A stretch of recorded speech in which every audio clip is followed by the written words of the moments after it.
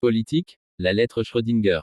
Un conseil des ministres exceptionnel a validé ce jeudi 23 octobre la fameuse lettre rectificative qui doit permettre de régler, pour les 2 prochaines années, le sort de la réforme Borne de 2023 sur les retraites.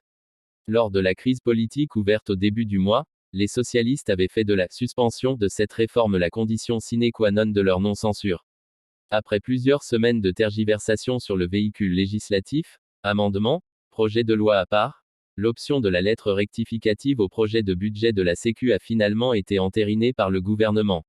Et elle ne réglera pas complètement la bataille sémantique à laquelle se livrent les insoumis et les socialistes. Découvrez HuffPoll, notre newsletter 100% politique. Les premiers accusent les seconds de s'être fait rouler dans la farine par Sébastien Lecornu. Pour les troupes mélenchonistes, il ne s'agit pas d'une suspension comme s'échinent à le dire les roses, mais d'un simple décalage. Décaler le décalage dans le temps. Un jeu de dupes que dénonce à nouveau le député LFI Éric Coquerel ce jeudi, estimant que la lettre rectificative confirme le décalage.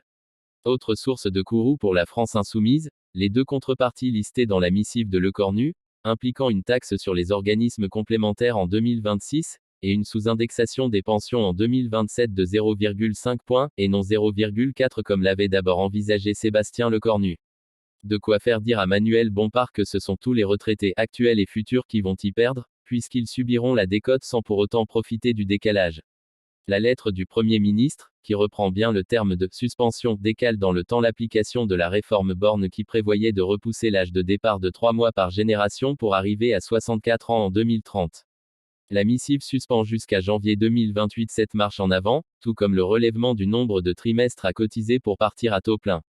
Ainsi, la génération née en 1964 partirait à 62 ans et 9 mois comme la précédente, au lieu des 63 ans prévus par la réforme, donc à partir d'octobre 2026 au lieu de début 2027.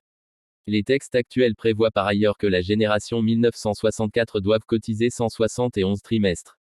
Avec une suspension, ces assurés partiraient finalement avec 170 trimestres. Des effets résumés par l'économiste proche de la gauche Michael Zemmour dans un graphique publié sur Blue Sky.